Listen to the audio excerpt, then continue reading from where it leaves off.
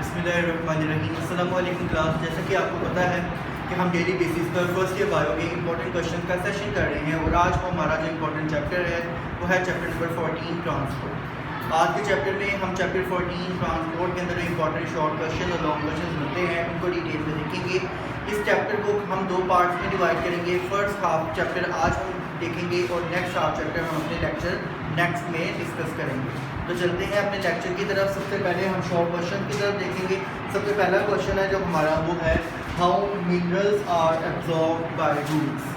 Minerals जो हैं वो रूट्स में से कैसे एब्जॉर्ब होते हैं, ये आपको चैप्टर के शुरू में ही जो अपटेक ऑफ वाटर और अपटेक ऑफ मिनरल्स वाला टॉपिक है उनमें से ये मिल जाएगा कि मिनरल्स को किस तरह से एब्जॉर्ब किया जाता है। तो आपको पता है रूट्स के आगे रूट हेयर्स मौजूद होते हैं और उन रूट हेयर्स का काम क्या होता है कि ये रूट्स के सरफेस एरिया को इंक्रीज़ कर देते हैं और जब सरफेस एरिया इंक्रीज़ हो जाता है तो वाटर और मिनरल जो कि सॉइल में मौजूद होते हैं वो डिफ्यूजन और एक्टिव ट्रांसपोर्ट वगैरह के प्रोसेसेस को इस्तेमाल करके तेज़ी के साथ जो है वो रूट्स के अंदर एंटर हो जाते हैं। ठीक है, नेक्स्ट क्वेश्चन है processes involve in absorption of water by roots. ये भी इसी जगह से आपको मिलेगा कि वो कौन कौन से प्रोसेसेस होते हैं जिनके ज़रिए रूट्स में वाटर और मिनरल्स एब्जॉर्ब होते हैं।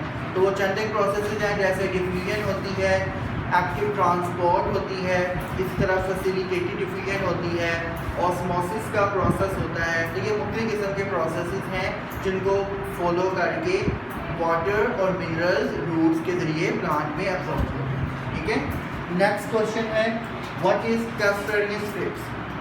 कैस्पेरियन स्ट्रिप्स क्या होती हैं? कैस्पेरियन स्ट्रिप्स ये स्पेशल किस्म के स्ट्रक्चर्स हैं that are present in the endodermis of the root cells. ठीक है, रूट्स के अंदर जो एंडोडर्मिस होती है रूट्स की, उनमें स्पेशल किस्म के स्ट्रक्चर्स पाए जाते हैं। इन्हें हम कैस्पेरियन स्ट्रिप्स का नाम देते हैं।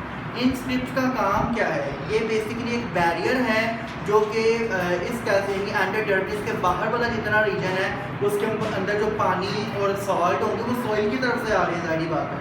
और एंडोडर्मिस के अंदर वाला जो रीजन है जहाँ पर जाइलम टिश्यूज वगैरह स्टार्ट हो जाते हैं वहाँ पर प्लांट का अपना वाटर कंटेंट, अपने सॉइल वगैरह मौजूद है। ऐसे ही है ना, तो बाहर से सॉइल में से पानी एक्टोडर्मिस वगैरह से आता जा रहा है, एपिडर्मिस वगैरह से एंडोडर्मिस से मूव करके उसके अंदर जाइलम में जाना है। ऐसे ही है, जाइलम के अंदर फिलहाल अपना पानी मौजूद है।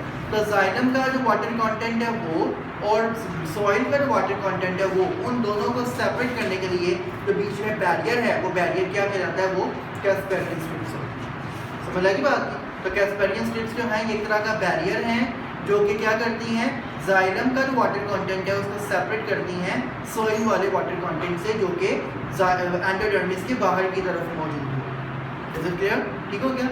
नेक्स्ट क्वेश्चन देखें, what is facilitated diffusion. Diffusion का तो आपको मतलब पता है, it is a process in which molecules move from high concentration to low concentration according to its concentration gradient. ठीक है, कंसंट्रेशन ग्रेडियंट के हिसाब से जब मॉलिक्यूल हाई से लो कंसंट्रेशन की तरफ आते हैं ये डिफ्यूजन कहलाती है। लेकिन अगर ये डिफ्यूजन किसी कैरियर प्रोटीन के जरिए हो रही हो तो उसे हम फैसिलिटेटेड डिफ्यूजन कहते हैं। फैसिलिटेटेड डिफ्यूजन ज़्यादा तेज़ होती है as compare to simple diffusion. इसकी एग्जाम्पल आप ऐसे ही समझ लें, जैसे मिसाल के तौर पर एक बंदा ऐसे ही पैदल चल रहा है, इसके बजाय एक बंदे को अगर हम कोई व्हीकल दे दें, कोई सवारी दे दें तो उसके ऊपर जा रहा है, कौन पहले पहुंचेगा? सारी बात तो व्हीकल वाला पहले पहुंचेगा। तो इस ये यहाँ पर भी यही काम है। एक सिंपल डिफ्यूजन है कि मॉलिक्यूल खुद जा रहे हैं, एक है दूसरी फैसिलिटेटेड डिफ्यूजन है जिसमें कैरियर प्रोटीन गाड़ी का काम करते हैं जिसके ऊपर मॉलिक्यूल्स बैठ के एक जगह से दूसरी जगह मूव करते हैं। ठीक है, तो फैसिलिटेटेड डिफ्यूजन भी एक एफिशिएंट मेथड है मॉलिक्यूल्स को एक जगह से दूसरी जगह मूव करवाने का। लेकिन ये याद रखना है ये अकॉर्डिंग टू कंसंट्रेशन ग्रेडियंट होता है। क्लियर? नेक्स्ट क्वेश्चन, ऑस्मोसिस क्या होती है? ऑस्मोसिस का वर्ड बेसिकली वाटर से निकला है। जब भी कहीं ऑस्मोसिस का वर्ड आएगा इसका मतलब वाटर की बात की जा रही है। ऑस्मोसिस एक ऐसा प्रोसेस है जिसमें वाटर मॉलिक्यूल हाई कंसंट्रेशन से लो कंसंट्रेशन की तरफ मूव करते हैं। अगर वाटर हाई से लो की तरफ मूव कर रहा है तो इस वाटर में जो सॉल्यूट मौजूद होगा वो जारी बात है इसका उल्टा होगा, मतलब वो लो कंसंट्रेशन से हाई कंसंट्रेशन की तरफ मूव कर रहा होगा। ऐसा प्रोसेस क्या कहलाता है? ऑस्मोसिस कहलाता है। ऑस्मोसिस दो तरह की होती है, एक है एक्सोस्मोसिस और एक है एंडोस्मोसिस। अगर वाटर कंटेंट जो है सेल से बाहर आ रहा है ऑस्मोसिस के थ्रू वो एक्सोस्मोसिस कहलाती है, और अगर वाटर कंटेंट जो है सेल के अंदर आ रहा है ऑस्मोसिस के थ्रू तो वो एंडोस्मोसिस कहलाता है। ठीक हो गया। नेक्स्ट क्वेश्चन देखें। ये कुछ पाथवे हैं जो आपने इंपॉर्टेंट, ये बड़े इंपॉर्टेंट क्वेश्चन है, तो इसके ऊपर जो आप स्टार्ट लगा दें शॉर्ट के तौर पर। Apoplast, symplast and vacuolar pathway, 3 तरीके हैं जिसके ज़रिए वाटर और सॉल्ट वगैरह जो है रूट सेल से पास करते हुए जाइलम टिश्यूज तक पहुँचते हैं। सबसे पहला method apoplast pathway. Apoplast pathway ये वो पाथवे है जिसके अंदर वाटर और सॉल्ट जो है, वाटर और सोल्यूट वगैरह जो होते हैं वो along the cell wall, cell to cell जो है रूट सेल्स में हर सेल के अंदर सेल वाल के साथ साथ जो है मूव करते हुए जाइलम टिश्यूज तक पहुँचे, इसे हम एपोप्लास्ट पाथवे कहते हैं। लेकिन इस पाथवे का एक डिसएडवांटेज है, वो क्या कि एपोप्लास्ट पाथवे से जब वाटर वगैरह मूव कर रहा होगा तो जब आगे आएगी कैस्पेरियन स्लिप तो वहाँ जाके टकरा के रुक जाएगा, क्योंकि कैस्पेरियन स्लिप एक तरह की दीवार है, बैरियर है, तो उसको आगे पास नहीं करने देता। फिर वो वहाँ से अपना रास्ता बदलेगा, रास्ता बदल के जहाँ पे कैस्पेरियन स्लिप नहीं होगी उधर से गुजर के आगे जाएगा। समझ आएगी बात? ये एपोप्लास्ट पाथवे है। सिम्प्लास्ट पाथवे एक ऐसा पाथवे होता है कि जो जिसके अंदर साइटोप्लाज्म असल में इन्वॉल्व है, ये अलोंग द सेल वाल नहीं होता। सेल वाल के अंदर आपको पता है दो प्लांट सेल्स को आपस में जोड़ने के लिए स्पेशल किस्म के स्ट्रक्चर्स होते हैं जिन्हें हम कहते हैं प्लाज्मोडेस्माटा। ऐसे ही है, तो इन प्लाज्मोडेस्माटा के जरिए जब एक सेल से वाटर कंटेंट दूसरे सेल में एंटर होता है, इस तरह का जो पाथवे होगा वो क्या कहलाएगा? सिम्प्ला, यानी ये सेल के अंदर से जा रहा है। एपोप्लास्ट में क्या था? वो सेल वॉल के अलोंग जा रहा है। सिम्प्लास्ट में क्या होता है? सेल के अंदर से प्लाज्मोडेस्माटा के जरिए मूव करता है। और तीसरा है वैक्यूलर पाथवे। वैक्यूलर पाथवे ये वो पाथवे होता है जिसमें वैक्यूल टू वैक्यूल, एक प्लांट सेल के वैक्यूल में जो वाटर कंटेंट है उधर से निकल के दूसरे प्लांट सेल के वैक्यूल में जाएगा, तो वैक्यूल टू वैक्यूल जो शिफ्टिंग होती है ये वैक्यूलर पाथवे कहलाता है। लेकिन ये नेग्लिजिबल है, यानी ये पाथवे बहुत कम फॉलो होता है। ज़्यादातर कौन से होते हैं? एपोप्लास्ट और सिम्प्लास्ट पाथवे। ठीक हो गया। नेक्स्ट क्वेश्चन है, ये भी बड़ा इंपॉर्टेंट शॉर्ट है, इसमें भी स्टार लगा ले। What is accent of SAP? Accent of SAP क्या होता है?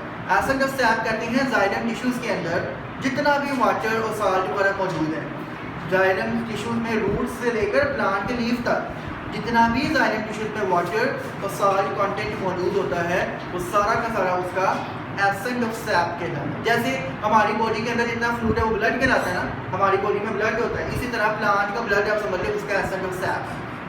Is it clear? Next question. Cohesion and adhesion में डिफरेंस। कोहेजन और एडेहाइजन में क्या डिफरेंस होता है? कोहेजन ये एक ऐसी अट्रैक्टिव फोर्स है जो कि इसके दरमियान होती है दो वाटर मॉलिक्यूल्स के दरमियान, दो मॉलिक्यूल्स के दरमियान जो फोर्स ऑफ अट्रैक्शन होगी जिसके अंदर दोनों मॉलिक्यूल एक दूसरे से जुड़े हों वो कोहेजन कहलाती है। और एडेहाइजन क्या होती है? एडेहाइजन का मतलब चिपट जाना, ऐसे ही है ना। तो एडेहाइजन के एक ऐसी फोर्स ऑफ अट्रैक्शन होती है जो वाटर मॉलिक्यूल्स और जाइलम की वॉल्स के दरमियान होती है। समझ आएगी बात की? तो ये दो तरह की फोर्सेस प्लांट के जाइलम टिश्यू में पाई जाती है। जैसे मिसाल के तौर पर ये जाइलम टिश्यू की और ये पाइप है जाइलम टिश्यूज का, जाइलम वेसल है। ये लेट्स सपोज ये हमारे पास जो वाटर के मॉलिक्यूल्स लगे हुए हैं उसके अंदर, ठीक है। अच्छा, अब ये वाटर का मॉलिक्यूल और ये वाटर का मॉलिक्यूल, इनके दरमियान जो अट्रैक्शन है दिस इज कॉल्ड कोहेजन।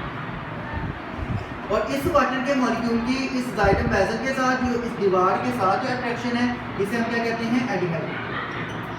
ठीक है, तो ये दोनों फोर्सेस इन्वॉल्व होती हैं कोहेजन और एडेहाइजन, जिसके जरिए वाटर के मॉलिक्यूल है एक चेन की शक्ल में, जैसे एक तस्वीर नहीं होती पूरी, इसी तरह वाटर मॉलिक्यूल्स की पूरी सीरीज बन जाती है, पूरी चेन बन जाती है कि रूट से लेकर आगे लीफ तक जाती है।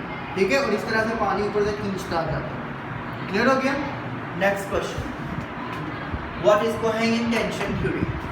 कोहेजन टेंशन थ्योरी क्या है? ये एक स्पेशल थ्योरी है जो बताती है कि वाटर मॉलिक्यूल्स किस तरह से रूट से मूव करते हुए लीफ तक पहुंचते हैं। पानी में अब प्लांट के बॉडी में कोई लिफ्ट तो नहीं लगी हुई जिस पे पानी के मॉलिक्यूल बैठेंगे और ऊपर तक पहुंच जाएंगे, तो एक प्रॉपर मैकेनिज्म अल्लाह ताला ने रखा है। वो क्या? कि वो है कोहेजन एंड टेंशन की फोर्सेस।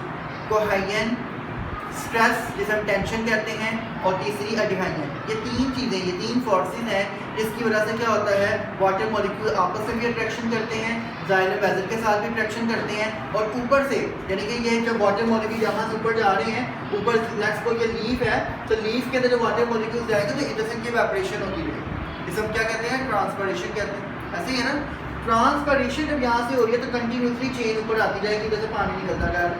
ठीक, ये जो एक फोर्स लग रही है अगेंस्ट द ग्रेविटी, इस अगेंस्ट द ग्रेविटी फोर्स की वजह से जो ट्रांसपरेशन हो रही है, वाटर बाहर निकल रहा है, इसे हम कहते हैं ट्रांसपरेशन पुल। ये क्या कहलाता है? ट्रांसपरेशन पुल कहलाता है। और असल में इसी ट्रांसपरेशन पुल की वजह से वाटर मॉलिक्यूल ऊपर की तरफ मूव करते हैं। अगर ये एवापोरेशन ना होती, ट्रांसपरेशन ना होती, तो प्लांट के लीफ तक इतने इतने लंबे दरख्त हैं, वो हाइट तक पानी पहुंच ही ना पाता। ठीक है, तो ये भी अल्लाह ताला की एक हिकमत है इसके अंदर कि प्लांट्स के अंदर ट्रांसपरेशन क्यों रखी गई, ताकि उनमें प्रॉपर तरीके से वाटर ऊपर तक पहुंच जाए, वाटर भी और उसमें मौजूद साल भी कर। क्लियर हो गया? नेक्स्ट क्वेश्चन देखिए। नेक्स्ट क्वेश्चन है what is effect of root pressure. ये हो गया क्वेश्चन ट्रांसपरेशन पूरी किया, तो मैंने आपको साथ ही बता दिया। नेक्स्ट है effect of root pressure on the transpiration. Transpiration के ऊपर रूट प्रेशर का क्या इफेक्ट है? रूट प्रेशर क्या होता है? रूट्स के जो सेल्स हैं वो पानी के ऊपर भी प्रेशर डालते हैं। क्या प्रेशर डालते हैं? रूट प्रेशर जब डलेगा तो वो पानी को ज़्यादा हाइट पर जाने नहीं देगा। ट्रांसपरेशन पुल की वजह से पानी हाइट पर जाता है और रूट प्रेशर की वजह से पानी हाइट पर नहीं जा पाता। ठीक है, अगर ट्रांसपरेशन पुल ज़्यादा हो गया तो पानी प्रॉपर हाइट तक जाएगा। और ऐसे प्लांट जिनमें ट्रांसपरेशन पुल इतना ज़्यादा नहीं होता, रूट प्रेशर डोमिनेट हो जाता है, तो उनका पानी हाइट तक नहीं जा पाता। ठीक है, और फिर क्या होता है, उन प्लांट्स के अंदर जब रूट प्रेशर ज़्यादा होगा तो उनमें ट्रांसपरेशन की बजाय एक नया प्रोसेस शुरू हो जाता है जिसे हम कहते हैं गटेशन प्रोसेस।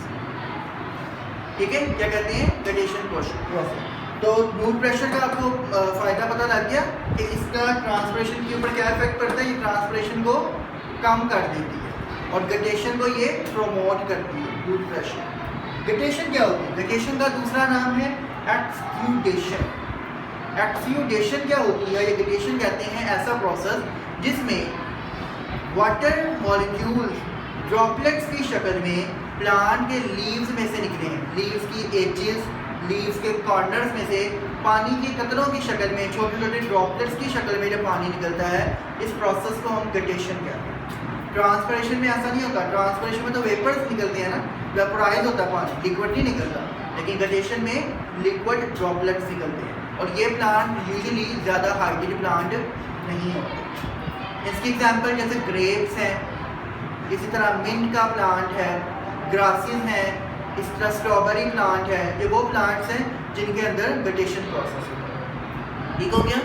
नेक्स्ट क्वेश्चन है हाइड्रोथॉट्स। ये बड़ा इंपॉर्टेंट शॉर्ट है ये भी। हाइड्रोथॉट्स क्या होते हैं? Hydathodes are basically special type of excretory organ, secretory organs.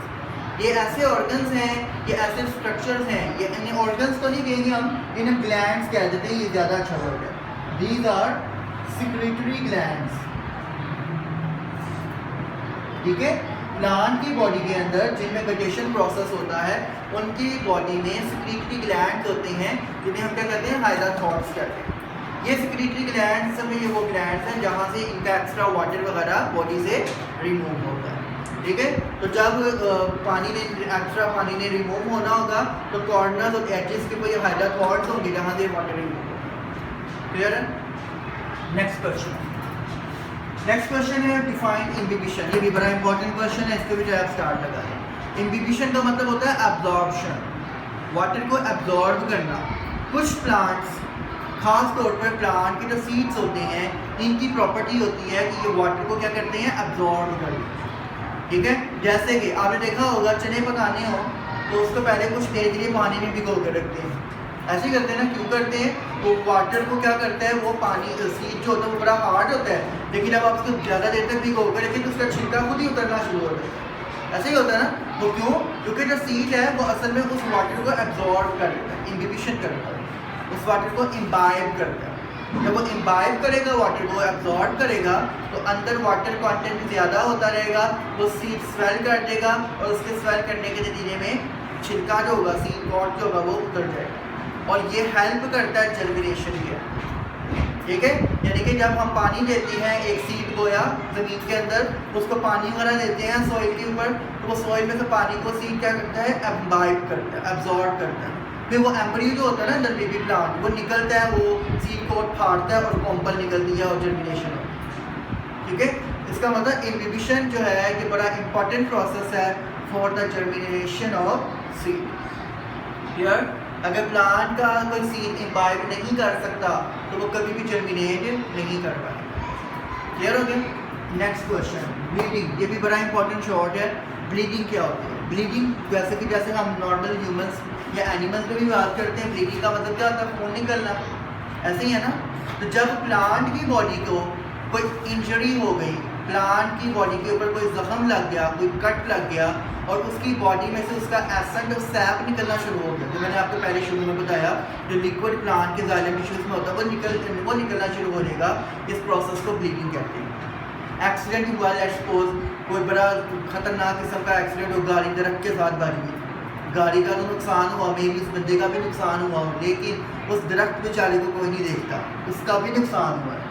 और वो दरख्त जो है वो जो जिस पॉइंट पर गाड़ी बजी, जिस पॉइंट पर एक्सीडेंट हुआ, वहाँ से उस दरख्त को भी इंजरी होती है और बाज़ औक़ात उस दरख्त जैसे लिक्विड निकलना शुरू हो जाता है और वो उसका ब्लीड कहलाता है, ब्लड कहलाता है, उसमें एसिडिक सैप है उसका, वो ब्लीडिंग होती है। मैंने आपको शायद जब हमने ये टॉपिक पढ़ा था डिटेल में, तो मैंने आपको क्लासेस में एक एग्जाम्पल भी बताई थी कि दुनिया के अंदर एक ऐसा दरख्त है कि जब उसको हम काटते हैं यानी उसको इंजर्ड करते हैं तो उसकी इंजरी की वजह से जब वो कट पड़ता है तो उसके अंदर से लाल ब्लड निकलता है। तो लोग कहते थे पता नहीं यहाँ पर कोई काला जादू हुआ है, यहाँ पर कोई आत्मा रहती है। तो उसकी रीज़न असल में क्या आती है कि वो जो एसिड और सैप उसका था वो कलरलेस होता है कलरलेस है, लेकिन जैसे ही उस प्लांट के एसिड और सैप की नेचर ऐसी है, केमिकल नेचर, कि जैसे ही वो एयर में एक्सपोज होता है ऑक्सीजन से रिएक्ट करके रेड कलर का एक कंपाउंड बना देता है, तो हमें रेडिश नजर आता है। ठीक है, तो असल में है उसका एसिड और सैप ही होता है। तो बहरहाल तो ब्लीडिंग का मतलब क्या है कि प्लांट के जाइलम टिश्यूज़ को अगर किसी तरह की इंजरी आ जाए, कोई कट लग जाए, तो उसकी वजह से उसमें से जो लिक्विड निकलना शुरू हो जाए, इसका सैप निकले, इस प्रोसेस को ब्लीडिंग का नाम देते हैं।